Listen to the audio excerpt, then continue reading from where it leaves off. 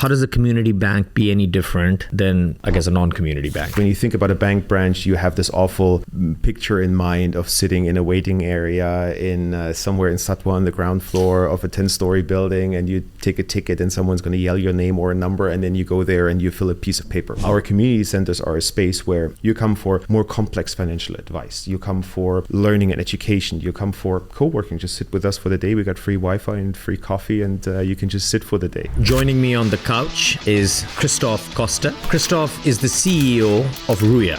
What does ethical Islamic banking practices mean? One of my favorite banks in the UAE sends me an SMS after I made a medium to large purchase and say, hey, convert this to an installment plan. Yeah.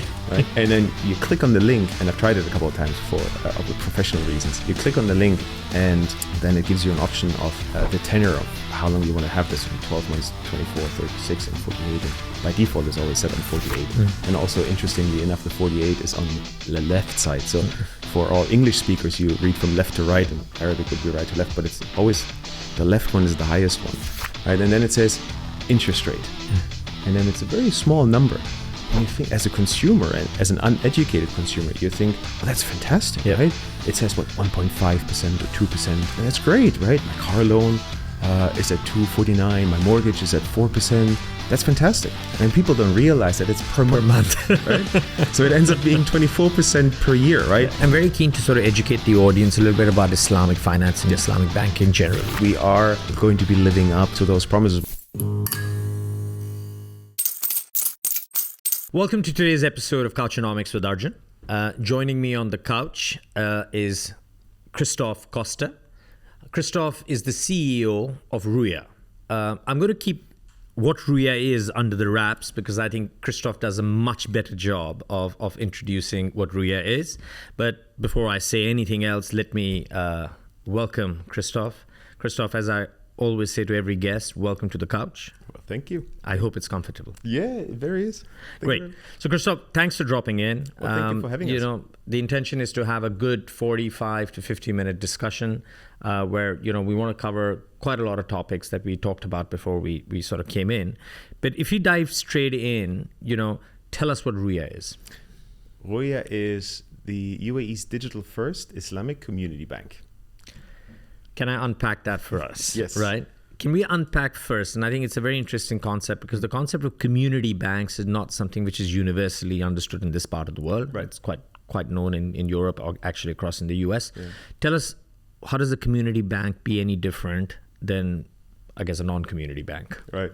So for us, community bank really means two things. One is that we're open to the entire community, that we're welcoming everybody from all walks of life across nationalities and religion and race and gender and income and whatever you do. So we don't discriminate on who you are, right? So we welcome the entire community. That's one.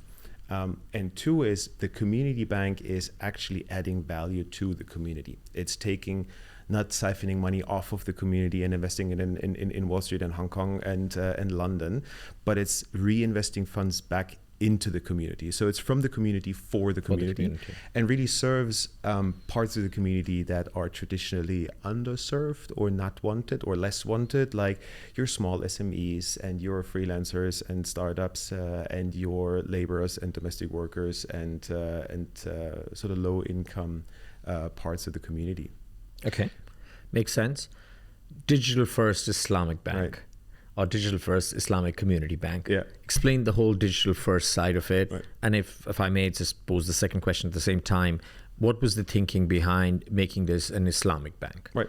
So digital first means we're not digital only. We're a digital first bank, which means we've built a beautiful app and you can open your account in 3 minutes with just UAE Pass, and it's a non-negotiable 21st century digital experience. Mobile first, cloud native. But at the same time, we thought digital only is not enough. We are still in need of a physical space where people can connect with each other, where people can connect with us, where people come and experience and explore the offering and learn, right? And that's what we have our community centers for. Traditionally, they're called branches, right? Okay. But when you think about a bank branch, you have this awful picture in mind of sitting in a waiting area in somewhere in Satwa on the ground floor of a 10-story building, and you take a ticket and someone's going to yell your name or a number, and then you go there and you fill a piece of paper. Our community centers are a space where you come for more complex financial advice. You come for learning and education. You come for co-working. Just sit with us for the day. We got free Wi-Fi and free coffee, and you can just sit for the day. And these are spaces where you can also go and talk to an actual human being. Because I think in today's world, where every experience has to be digital, all transactions have to be digital. You need to open your account, do all your day-to-day banking digitally. But if you do want to talk to a person, if you do have a problem or you do have a question, you want a space where you can go and actually talk to someone. And that's what we thought the best way to do this is to combine high tech with high touch and not be digital. Because when you look at all of the digital banks that are coming out at the moment, they're digital only. And that has its limitations. No, it does. As a matter of fact, I think this conversation, has been going on for the past decade, which is, this whole digital only. Are we getting too carried away with the notion of being digital only and not actually understanding what the customer really wants? Because I find a dichotomy between us saying we want hyper-personalized services, which means you want the voice of the customer represented, but then at the same time, we're building these unnecessary sort of barriers around us by saying, but we will only be digital. So that to me is a little bit contradictory. I've got some questions on these community centers. It's a fascinating concept. It's a concept that actually we had discussed in my previous job when I was in Southeast Asia with someone who was launching a digital bank, but they also wanted to be digital first. But let's talk a little bit about Islamic banking, right? What was the thinking behind being, an Islamic bank? Right. So Ruya was fundamentally born out of the need to bring ethical banking practices to all of the communities in the UAE. And we believe that ethical banking most closely aligns with Islamic banking. So, and this starts with the underlying fundamentals of the Islamic economy.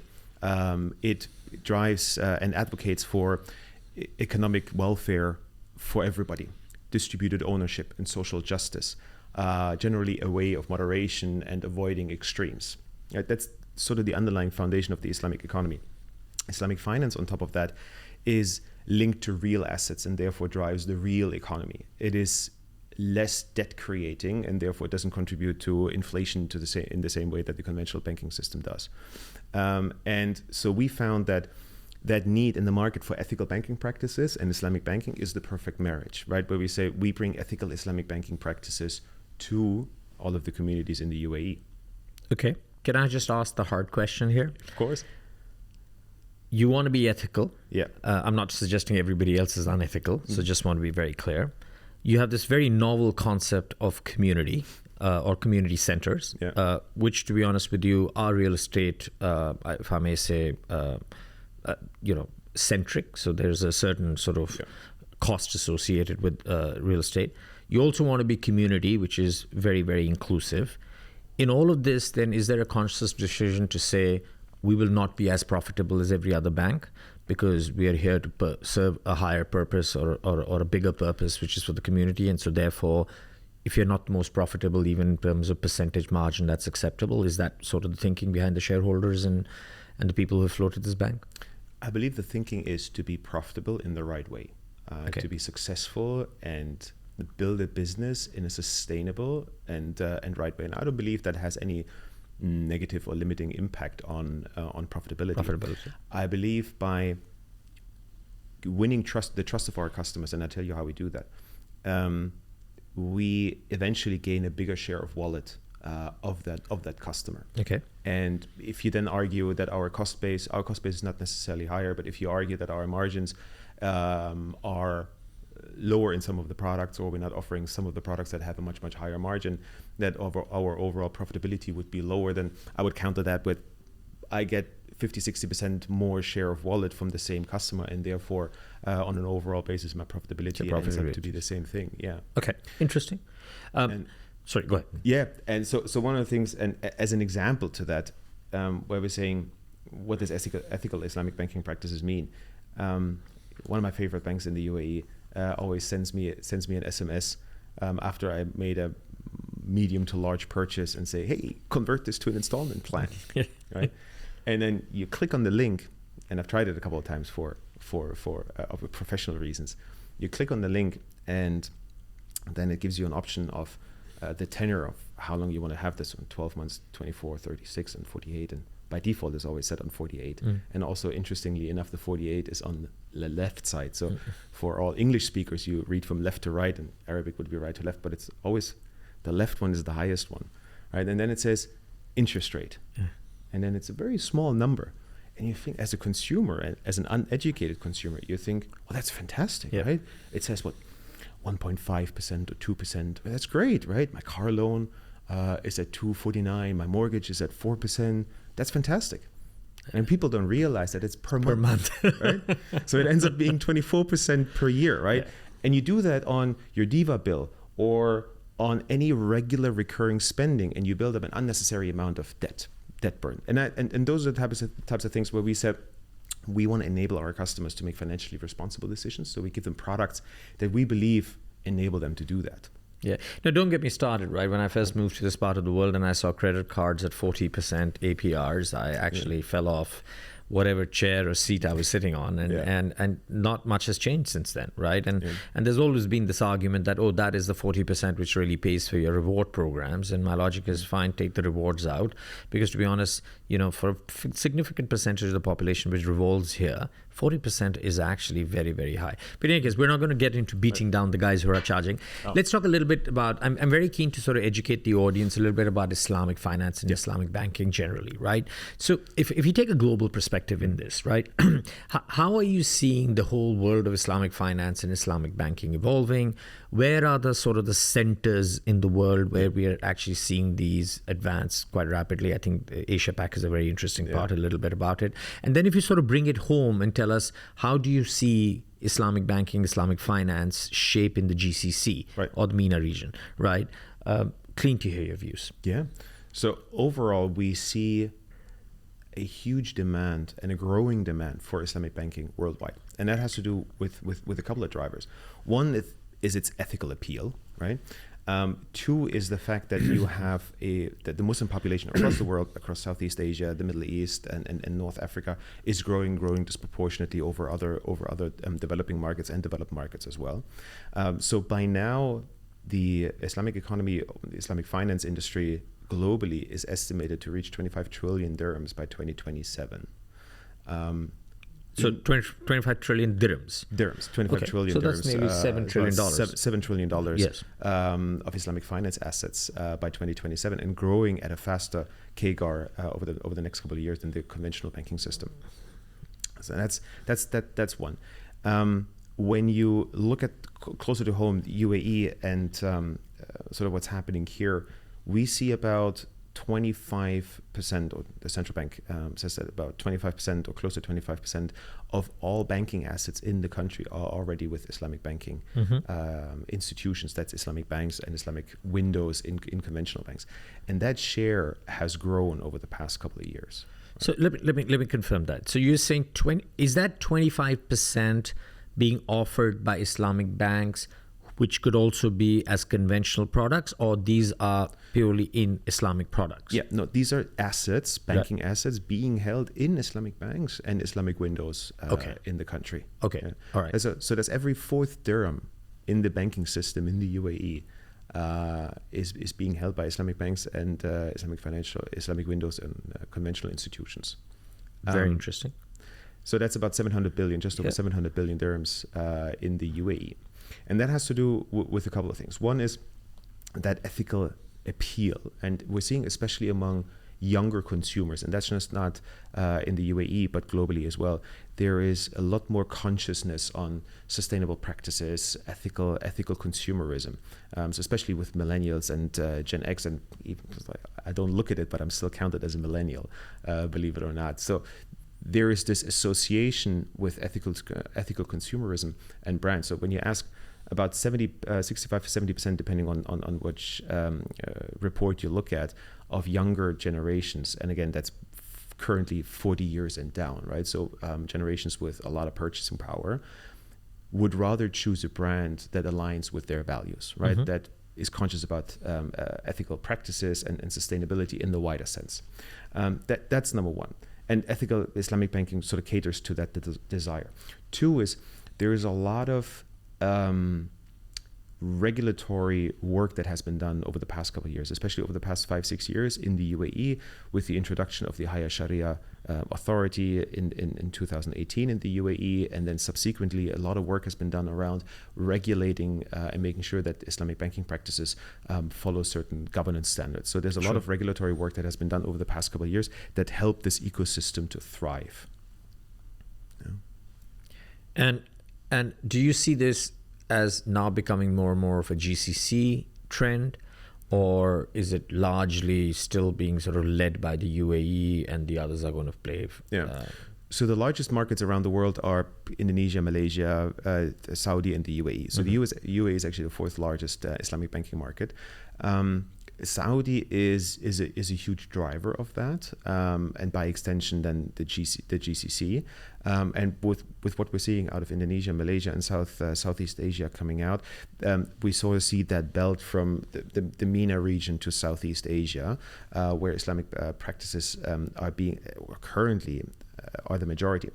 But funny enough, you see in Europe, in the UK. In the UK, I was going to bring it up because I think at one time, I think UK is one of the largest Islamic banking centers, isn't it? Yeah, it is as part of the overall economy and banking system. It is not quite where we are here in the region, but it is a fast-growing demographic part of the UK population that is asking for this. So you see more and more Islamic fintechs coming out in the UK. You have Wahed Invest, which is one of the Sharia compliant fund managers. They're listed out of the US, New York, but are active in the UK and here as well in the UAE. So you have these pockets of Islamic banking in developed markets as well, because you have a growing demographic and population in these parts of the world that are demanding for Islamic banking products. So you made a very interesting point, Christoph, and I'm just trying to connect the dots. I think you use the concept of ethical banking, sustainable banking. You also use the word Islamic banking. Now they're not mutually sort of inclusive in the sense that one doesn't mean the other, right?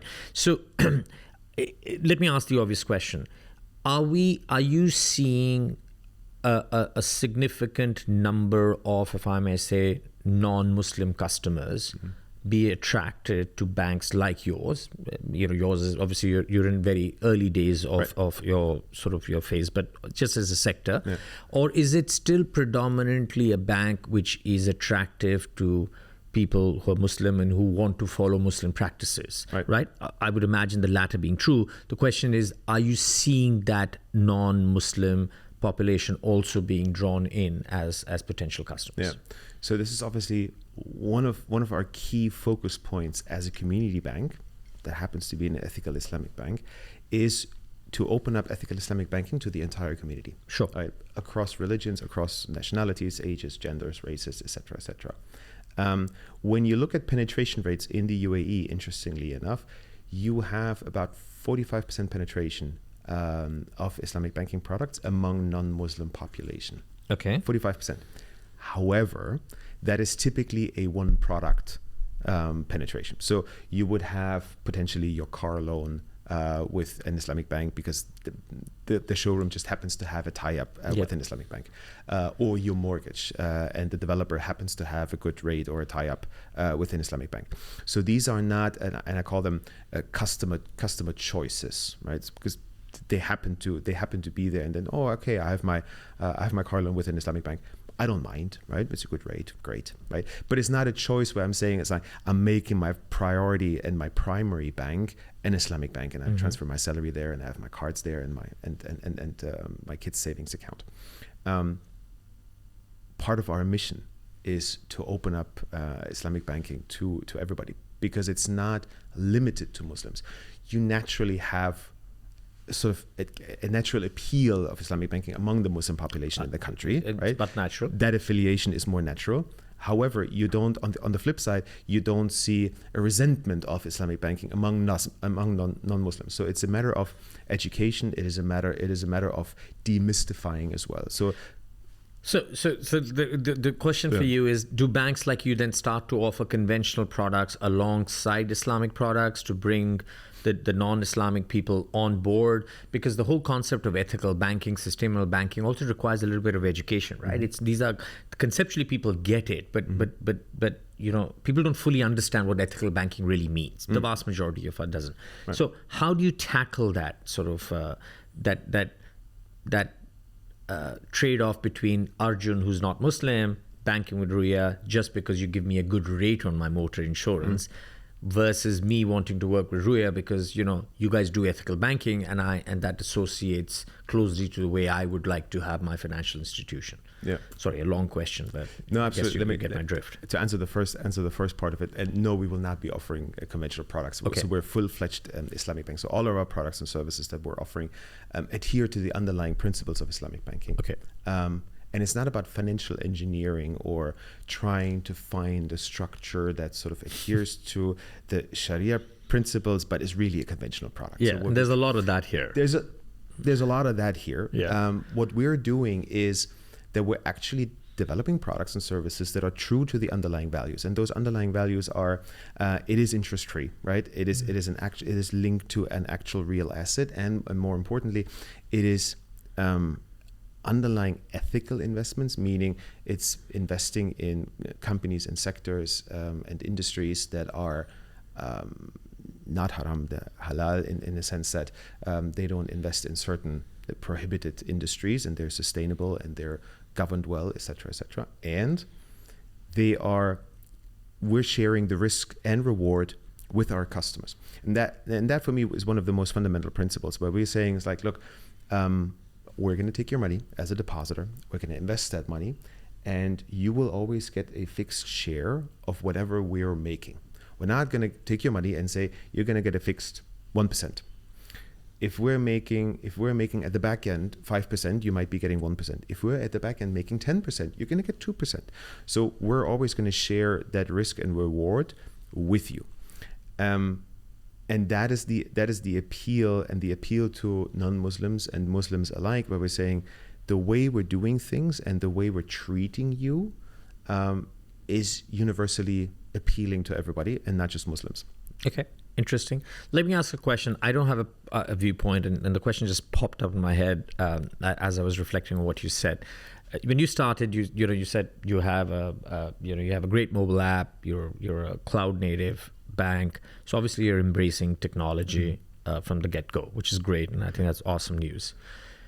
Does introducing new technologies, right, whether that is digital assets, bringing in blockchain, looking to tokenize financial assets, all forms of AI, right, and all the other technologies, does that become challenging? Is the approach different when we talk in context of an Islamic bank? On the contrary. Okay. The introduction of new technologies enables us to deliver on the promise of ethical Islamic banking much better. Awesome. For example, in Islamic banking, it is particularly important that certain transactions are conducted in a certain sequence, right? Before I give you something, before I charge you for something, you actually have to take possession of the actual underlying good, like a car, right? If you buy a car, you actually have to own the car before I can charge you for the car. Mm-hmm. So the introduction of technology makes this assurance much, much easier, because we build it right into the platform and into the sequence of our processing. The introduction of blockchain smart contracts specifically is very interesting in that regard, because you can build certain conditionalities and certain technological sequences right into your processes, into the smart contracts itself. Yeah, exactly, into the smart contracts itself. Tokenized real world assets are very interesting for Islamic banking, because all of our transactions are linked to real world assets. be it certain commodities or real estate, etc. So that is very, very interesting for us. It makes it easier for us to deliver on that promise. Interesting. And it was a question because I was going, which technology takes you further away from being ethical or not? Most technologies say that they're ethical and sustainable, at least on the face of it, but it's interesting to see you. Yeah. You mentioned fintech a few moments ago, and I think when you referred to the UK. So here's an open question, right? So you're saying 1/4 of all banking assets currently sit either with Islamic banks or through windows, Islamic windows of even conventional banks, right? We don't have the same percentage of fintechs, at least in this part of the world, even in Saudi Arabia or here, which are, if I may call or could deem as Islamic fintech, right? Most of them have been built more for the conventional, I guess, banking world. And I think now that the world is coming to that conclusion that it's not the banks versus the fintechs, it's the banks and the fintechs, right? There will be some competition, but competition will happen. What's your view, or three-part question. Why haven't we seen more Islamic fintech in this part of the world, right? B, do you actually see a massive scale and progression happening in that space, especially as technology-first players like you come around, who will, I'm assuming, be more open to collaboration and working with other people? And I'm making that, I haven't asked you that question, but feel free to, right? And third question is, what do you think needs to change in the ecosystem to kind of enable Islamic fintech to actually flourish a little bit more? So on the first one, there are a couple of really interesting specialized Islamic fintech companies, especially in the investment space. Wahed Invest is one of them as a purely Islamic fund manager. But I think in general, fintechs aren't specialized to serve either conventional banks or Islamic banks, because fintechs provide the underlying technology and are an enabler to the banks, whether incumbents or neobanks or digital banks or new banks. So I don't think fintechs need that specialization, because they're a technology provider, and the underlying technology doesn't necessarily have to be specific for Islamic banking. So we have designed our systems in a way that they cater to our ethical Islamic banking practices and the requirements from a Sharia compliance perspective, but those are not products that are exclusive to Islamic banks. So I think fintechs will only be profiting from flourishing Islamic banks and new digital and neobanks that are getting into the space of Islamic banking, because then they just have more to serve and have more use cases for their technology. Okay, yeah. So you don't see personally. So I get that from an infrastructure perspective, right? So if I take the fintechs and I divide them into people who are infrastructure fintechs, I get what you're trying to say, right?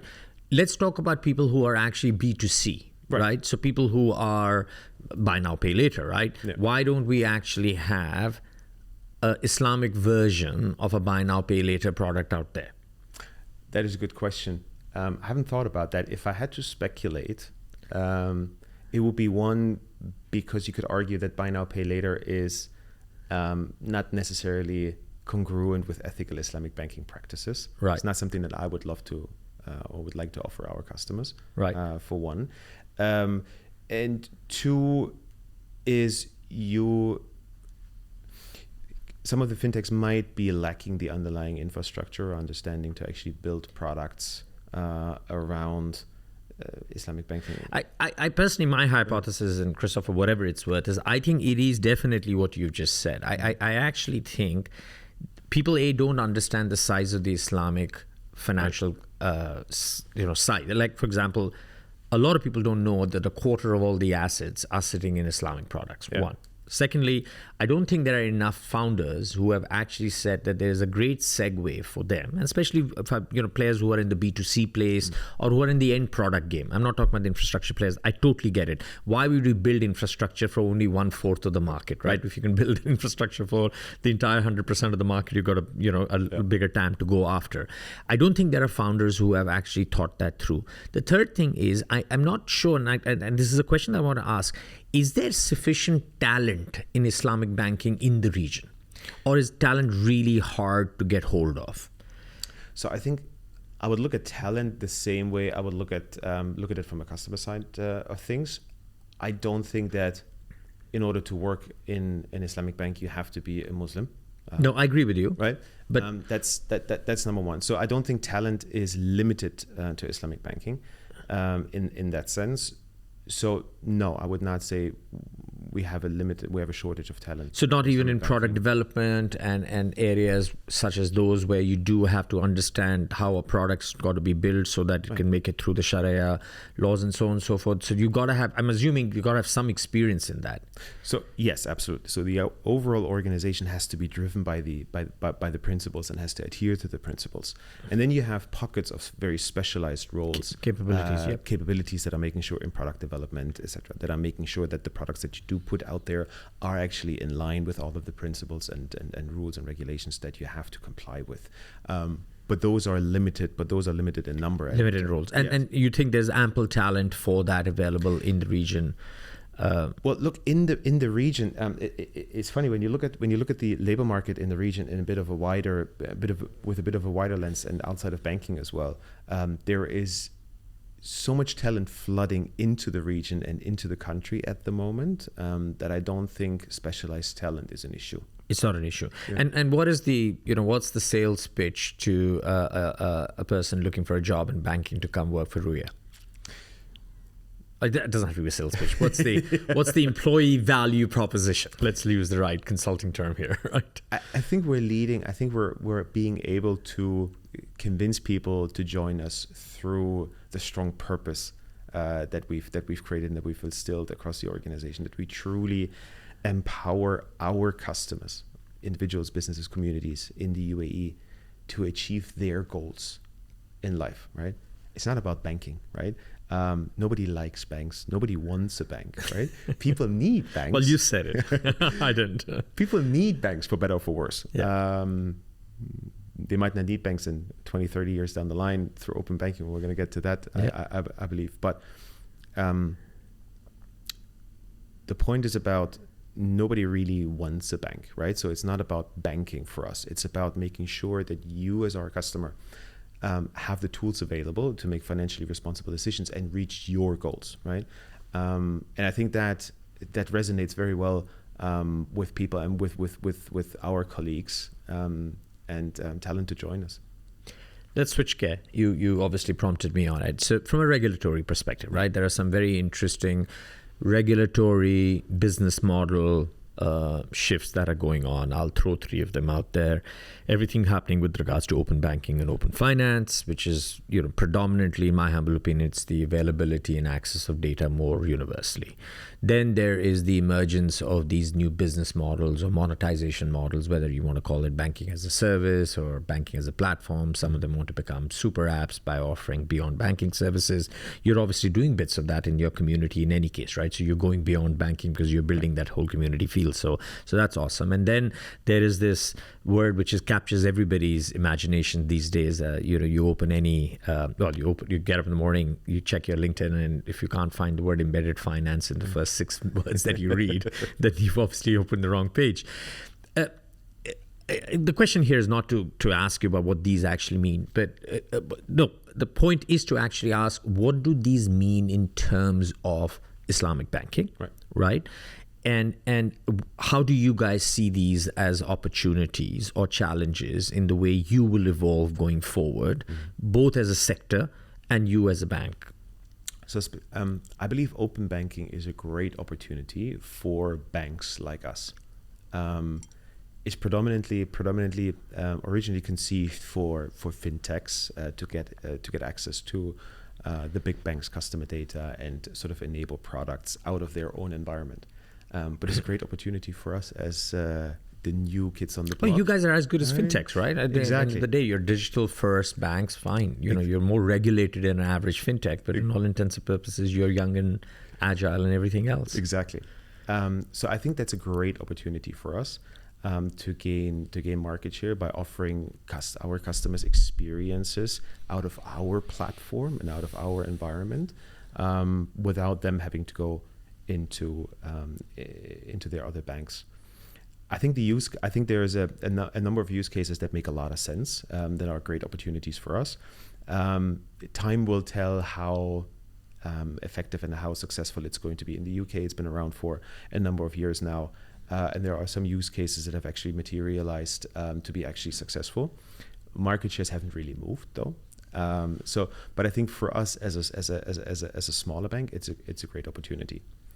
And for me, embedded finance is intrinsically linked to that. There's a complete symbiotic relationship. Right? Exactly. Agreed. So I don't think embedded finance will ever going to take off without open banking having the infrastructure and the data sharing mechanisms for this to work.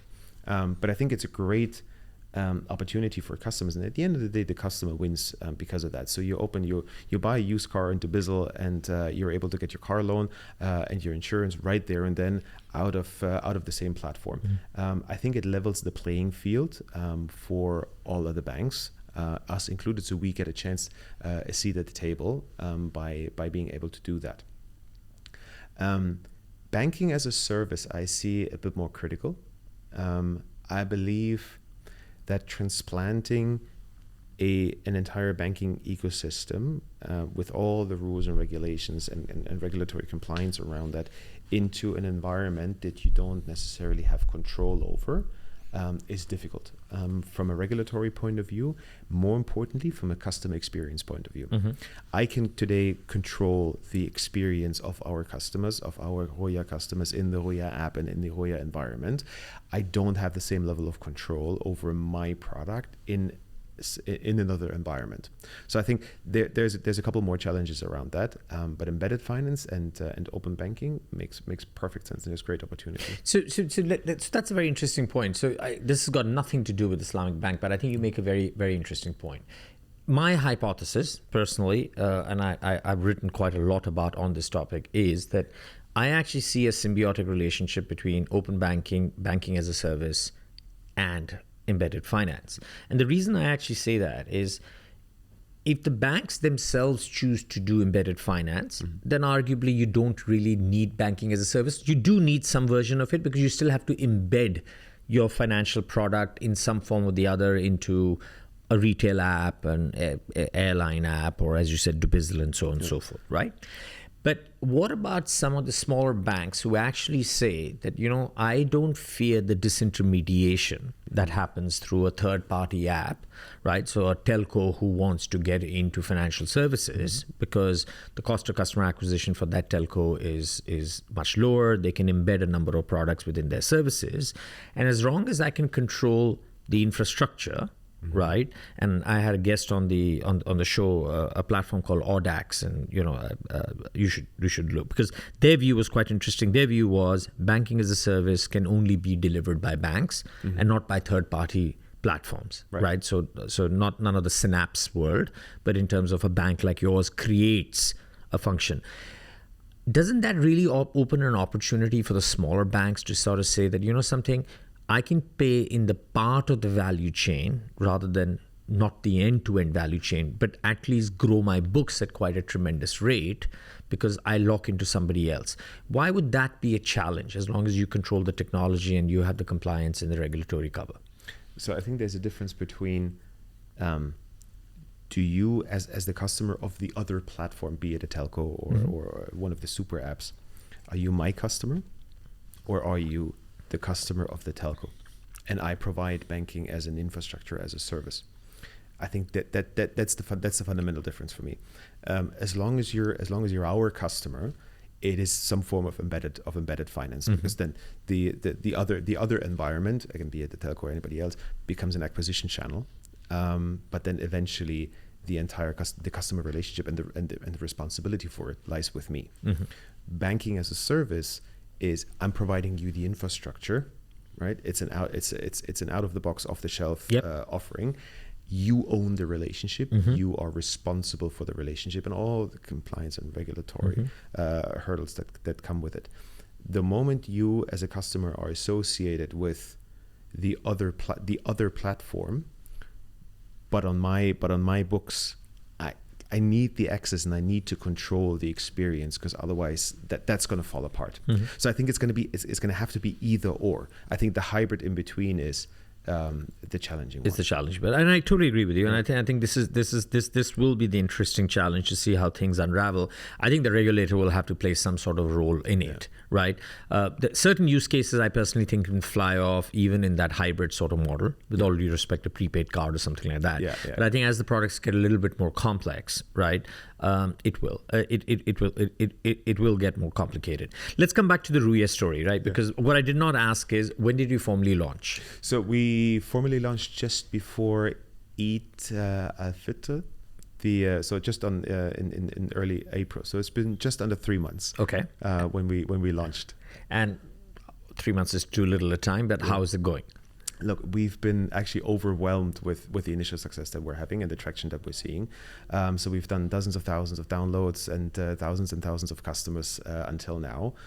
So with in just about 3 months, we're seeing offtake that is far above our initial estimates and ambitions. And any initial products that you guys have launched first, we've gone to the market first with? Yeah, so we've started with a full-fledged offering across current savings, kids savings account, debit cards, and checkbooks. So it's a fully functioning bank account. You open an account today, and you can use it across anything and everything that you want to on a day-to-day basis. You said kids saving account. Is that something slightly unique, different? But just explain that product a little bit. Right. So we've created a separate kids savings account because we believe instilling good financial habits very early on is something that is very dear personally to my heart, and is something that is sorely lacking in the market. And we're going to start building this out. We've started small with just a separate kids savings account, where you as a parent can open your kids account directly from your app.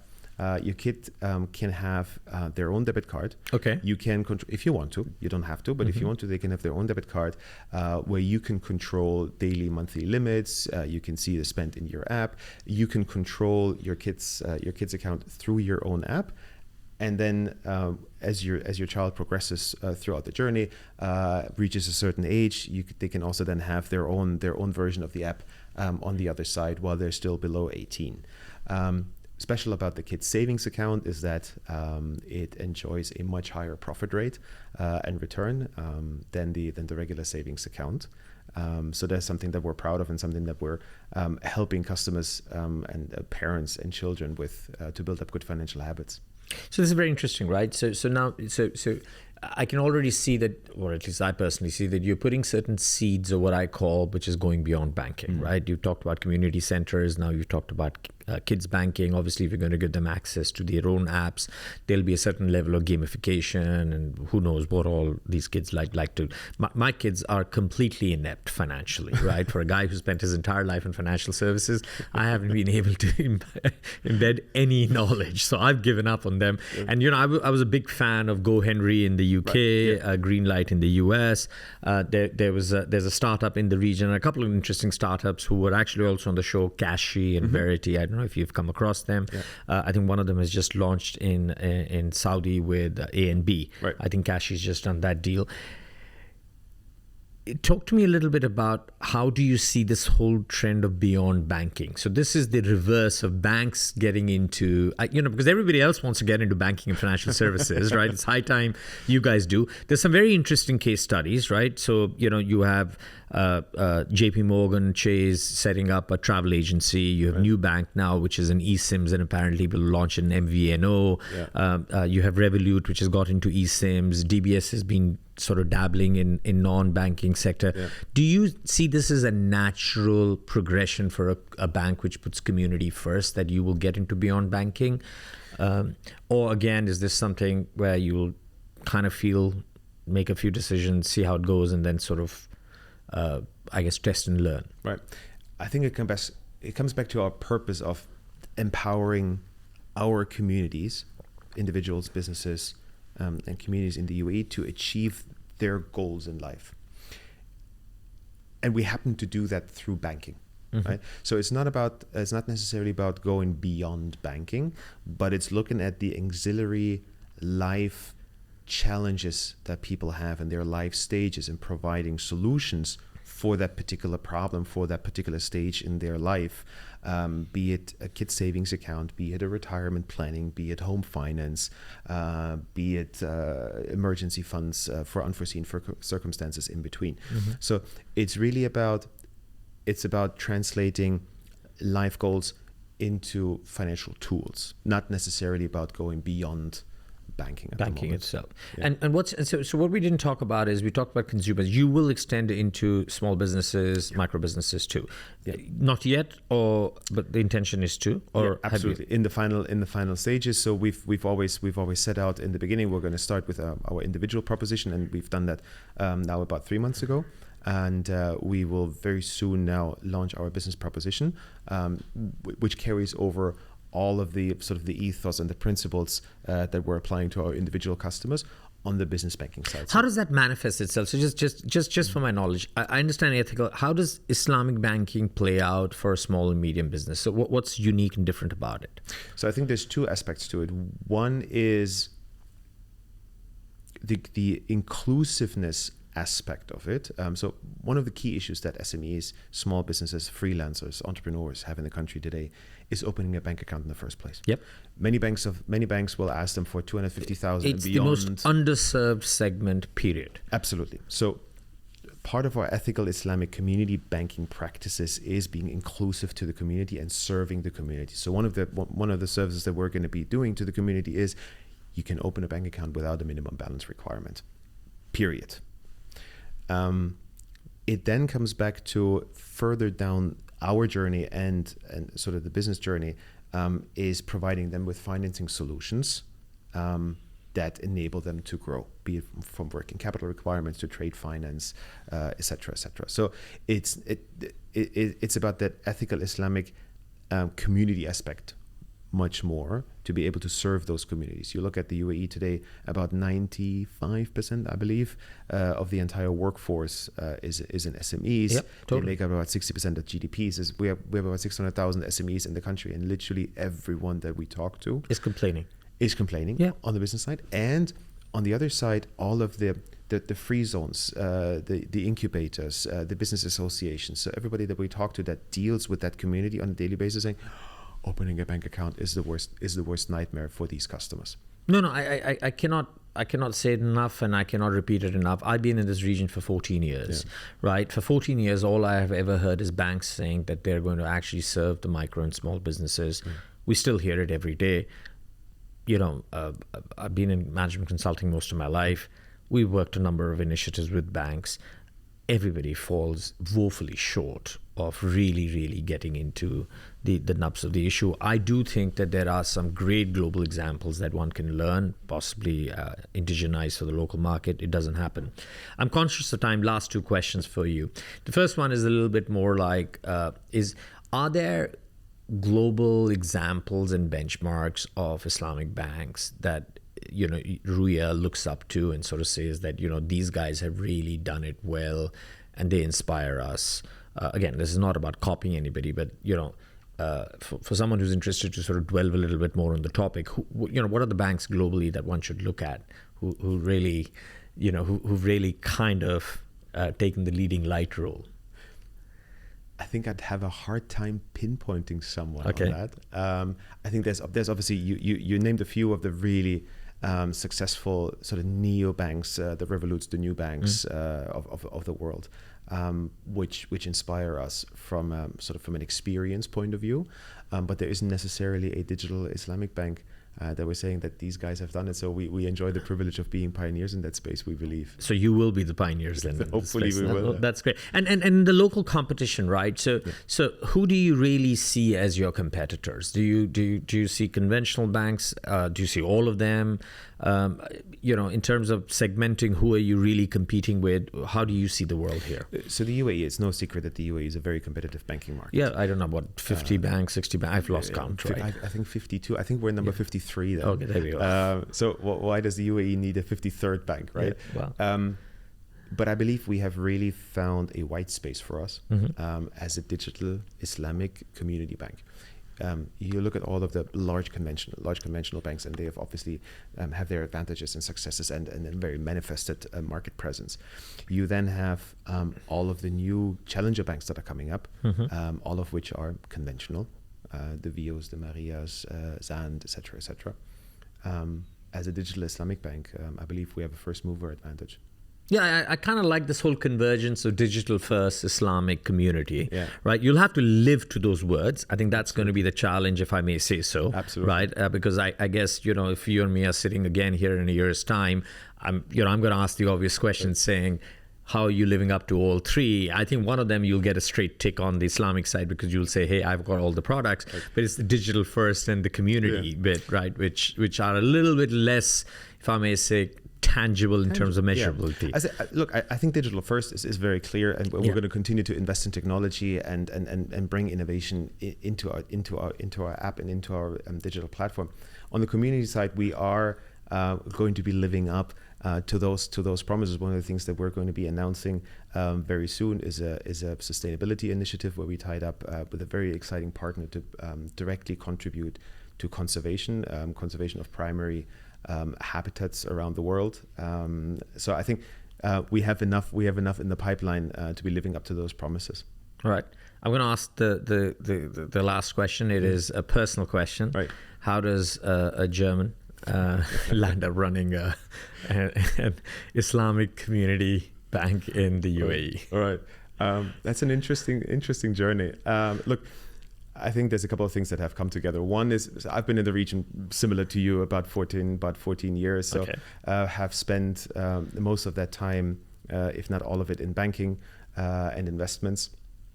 And there is a very successful German community banking system. Yes. So the German it's vast. It is vast. So the German community banks still have about 40 to 50% of market share in individual customers, but up to 60% in SME lending. So I think I bring a lot of that background with me. And that it's sort of happened that we sat together with the founders and it clicked, and it happens to be an ethical Islamic bank. Oh no! Well, that's great. Actually, one of the banks, one of the I guess new banks in Saudi Arabia has recently brought in someone from Spain to be their CEO. Right. So we are I think it's actually quite healthy, right? Because I don't think one's as you said, one's religious background and so on and so forth, or where they've actually were born and bred have much to do with being able to run a successful bank and follow certain principles, because good ethics are good ethics, right? And so on and so forth. Christoph, thanks for taking out time. Thank you very much for having me. I know it's the end of the week, so I guess you don't have. I hope you don't have too much more to do this weekend. This week, sorry. One of the things I will do, and if you could just let me know where I can, I would love to go and visit one of your community centers. Are there any in Dubai yet? Or there are. So our first and main community center is in Ajman. Okay. It's called Marsa Ajman. It's a sort of lovely outside mall area. There's a lovely stretch of beach in Ajman where the Ajman Sarai is, and the Fairmont and the Ajman Hotel. Yes. And we're just across the street. You can look us up on Google, Ruya Bank, and then I'd love to have you. I will definitely go, because it's funny you say this. This is exactly the concept we had discussed more than 7 or 8 years ago with a Singapore-based digital bank, because in Singapore they were very, very particular that if you were a digital banking license, you were not allowed to open branches, right? And this particular bank, or the CEO, the founders of these banks, were very particular in terms of saying no, but there has to be a community effect. I used to work for a large conglomerate which had massive retail assets, and the intention was to take certain part of that retail space and create some sort of a community feel where people who actually wanted a digital bank but still wanted a little bit of human interaction could sort of come and learn about financial products and how an app would work and how could they get most out of an app, because unfortunately a lot of people download their apps and they don't know the entirety of how to use it. So I think the concept is very, very novel. So if nothing else, I would love to go and visit it, because it'll be good to see something in reality. We never pulled it off years ago, but you guys have. I wish you the very best. Thank you very much. And to everybody listening on the show, if you are in the UAE, check them out. Ruya, that's Ruya. and sign up and experience a community bank. So thank you. Thank you, Arjun. And with that, ladies and gentlemen, that was Christoph Koster, who is the CEO of Ruya, which is, if I get it correctly, digital first Islamic community bank with their first branch now, or first community center in Ajman. They opened about 3 months ago, so it's early days. I'm sure in the coming years, we will have Christoph back to give us a story on how they're actually doing. Bye-bye, and see you next week.